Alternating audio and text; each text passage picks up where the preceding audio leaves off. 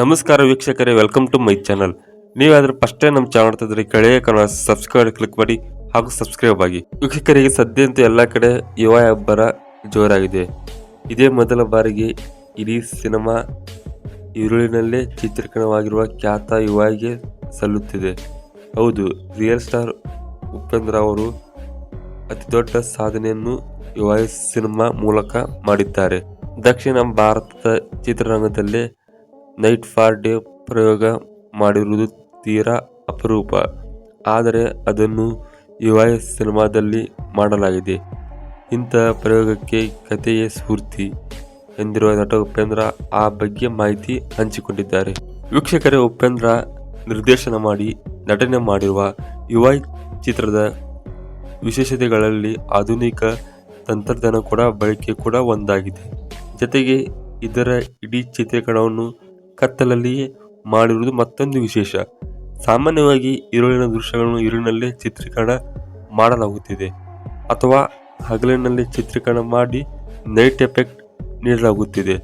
ಇದನ್ನು day for night ಎನ್ನಲಾಗುತ್ತಿದೆ. ಆದರೆ ಯುವ ಚಿತ್ರದಲ್ಲಿ ನೈಟ್ ಫಾರ್ ಡೇ ಕಾನ್ಸೆಪ್ಟ್ ಬಳಸಲಾಗಿದೆ. ಕನ್ನಡ ಚಿತ್ರರಂಗದಲ್ಲಿ ಈವರೆಗೂ ನೈಟ್ ಫಾರ್ ಡೇ ಪ್ರಯೋಗ ಮಾಡಿರುವುದು ಅಪರೂಪ. ಸ್ಯಾಂಡಲ್ವುಡ್ನಲ್ಲಿ ಬಹುಶಃ ಇದೇ ಮೊದಲು ಎನ್ನಬಹುದು. ಈ ಬಗ್ಗೆ ನಿರ್ದೇಶಕ ಉಪೇಂದ್ರ ಲವಲವಿಕೆ ಜೊತೆ ಎಕ್ಸ್ಕ್ಲೂಸಿವ್ ಆಗಿ ಮಾತನಾಡಿದ್ದು, ಈ ಯುವ ಎನ್ನುವುದೇ ಫ್ಯಾಂಟಸಿ ಪ್ರಪಂಚ, ಕಾಲ್ಪನಿಕ ಲೋಕವನ್ನು ಎಲ್ಲ ಚಿತ್ರಗಳಂತೆ ಶೂಟ್ ಮಾಡಿದರೆ ವ್ಯತ್ಯಾಸ ಕಾಣುವುದಿಲ್ಲ ಎಂದು ಅನಿಸಿತು.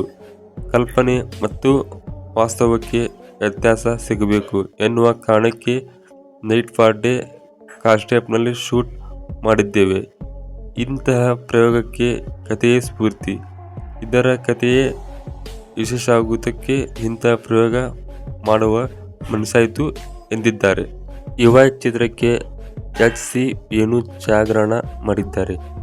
ವಿಶೇಷ ಎಂದರೆ ಅವರು ಹಾಗೂ ಉಪೇಂದ್ರ ಕಾಂಬಿನೇಷನ್ನಲ್ಲಿ H2O ಸೇರಿದಂತೆ ಎಲ್ಲ ಚಿತ್ರಗಳು ಸೂಪರ್ ಹಿಟ್ ಆಗಿವೆ.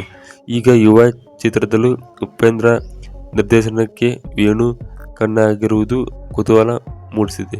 ಈ ಬಗ್ಗೆ ಉಪೇಂದ್ರ ವೇಣು ಅದ್ಭುತ ಛಾಯಾಗ್ರಾಹಕರು. ಅವರು ಜೊತೆ ಕೆಲಸ ಮಾಡುವುದು ಯಾವಾಗಲೂ ಖುಷಿ ನೀಡುತ್ತದೆ.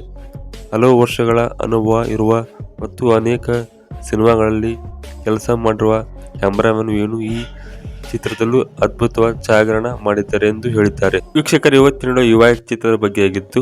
ಇವತ್ತಿನ ವಿಡಿಯೋ ಇಷ್ಟ ದಯವಿಟ್ಟು ಲೈಕ್ ಮಾಡಿ ಮತ್ತು ಹೆಚ್ಚಿನ ಶೇರ್ ಮಾಡಿ ಮತ್ತು ವಿಡಿಯೋ ಬಗ್ಗೆ ಅನಿಸುತ್ತೆ ತಪ್ಪದೆ ಕೆಳಗಡೆ ಕಮೆಂಟ್ ಮಾಡಿ. ವಿಡಿಯೋ ನೋಡೋದಕ್ಕೆ ಎಲ್ಲರಿಗೂ ಧನ್ಯವಾದಗಳು. ಮತ್ತೆ ಮುಂದಿನ ವಿಡಿಯೋದಲ್ಲಿ ಸಿಗೋಣ.